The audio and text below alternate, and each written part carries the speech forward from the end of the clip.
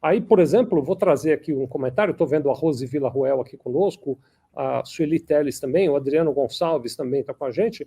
A Rose está fazendo um comentário que, assim, não é fácil e é um trabalho não valorizado. Eu não sei, Rose, de qual trabalho você está dizendo aqui agora, obrigado pela tua colocação, mas também tem isso, né? Então tem a questão do cansaço físico, que é inerente a qualquer trabalho, não tem como fugir dele, né? Aliás, não é nem só trabalho, mesmo assistir televisão, chega uma hora que cansa, né? Chega uma hora que você precisa mudar, mesmo que você esteja sentado em frente à TV, vendo uma série do Netflix, chega uma hora que cansa. Então, o cansaço físico é algo que está sempre natural. Outro aspecto que eu estou trazendo é essa ansiedade, essa preocupação que a gente tem, que nos sobrecarrega mais ainda, né? E outro que agora a Rose nos ajuda a trazer é o olhar disso, é de você fazer um trabalho que você sente, isso não quer dizer que ele não seja, mas que você sente que não é valorizado, né? Então, você está fazendo um trabalho que você acha que não tem valor nenhum ou que as pessoas não reconhecem o seu valor. Obrigado, viu, Rose? Então, Eduardo, eu estou assim com esse olhar amplo em relação a esses aspectos aqui, queria te ouvir sobre eles, por favor, meu amigo.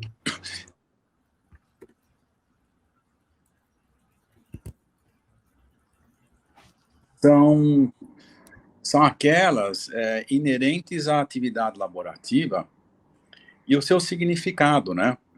Nas relações de trabalho, você sempre teve, pelo menos a gente cuida muito mais dessas relações de trabalho subordinado, empregado e empregador.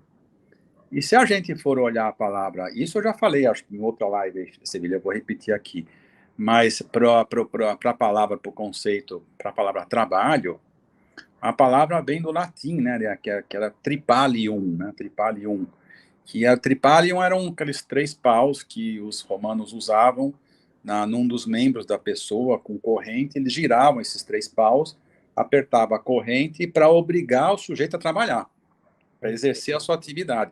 Então ele é um instrumento, o tripalho é um instrumento de dor.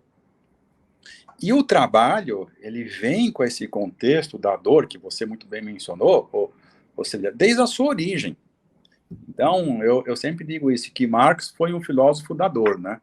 Ele olhou para essa coisa do trabalho, das pessoas exploradas, enfim, e do sistema capitalista truculento, mas inseriu o trabalho debaixo da dor. E aí eu fico sempre pensando, depois que a gente lidou muito com essas questões, será que é só isso mesmo? Será que o trabalho ele está vinculado necessariamente à dor, sofrimento e angústia e doença e somatização? Uma parte deles sim. Com alguns trabalhos, alguma parte da atividade laborativa sim. Mas olha, vejam que interessante. Por outro lado, como você colocou aqui, Sevilha, da mesma maneira que o trabalho pode matar, ele pode salvar. Porque eu cansei de ver algumas pessoas falando assim, escuta, eu estava numa depressão tão grande que o que me salvou foi o trabalho. Não é, Sevilha? A gente não escuta essas conversas. Puxa, mas olha, se não fosse o trabalho, eu teria morrido. Ó, se não fosse o trabalho, ele me salvou. O trabalho, ele não está tão só vinculado à dor. E aí nós começamos a entender a importância e a dicotomia dessa questão, né? Desse ser, vamos dizer assim, do que é o trabalho. E avançando um pouco mais nessa percepção, aí é que a gente vai começar a entrar na questão do propósito. Será que aquela pessoa que trabalha com um propósito, ela sofre menos? Então, se eu tenho um propósito, eu estou trabalhando não só pela minha grana, não só por conta da grana ou subsistência. Eu trabalho porque eu acredito no que eu faço, que eu gosto. Inclusive, a outra pergunta que se coloca é o seguinte: será que existe trabalho com propósito debaixo da CLT, do trabalho subordinado, entre capital e trabalho? Alguns poderiam dizer o seguinte: não, nesta relação desigual, assimétrica, não existe propósito nenhum, porque o que existe é compromisso para poder ganhar dinheiro, tanto eu, trabalhador, vou ganhar dinheiro, quanto o meu empregador tem que ganhar dinheiro. Então, nós estamos aqui, os dois, querendo uma coisa em comum aqui, sobreviver. Então, nessa história aqui, alguns, inclusive, entendem que não existe propósito no trabalho, debaixo do trabalho subordinado. Foi aí que eu pensei, né? Falei assim, bom, então é autônomo, né? Então, a salvação do mundo está no trabalho autônomo, né? Eu falei, puxa, mas o autônomo hoje em dia, a gente com as hiperconexões, a gente está trabalhando tanto e tão mais, né, depois da pandemia, justamente por a gente ser autônomo. Porque, por outro lado, o trabalho subordinado tem lá o controle de jornada que diz o seguinte, não pode passar de 8 horas, porque senão tem que pagar hora extra. Essa é a parte boa desse trabalho rígido, que é o subordinado. O autônomo, não.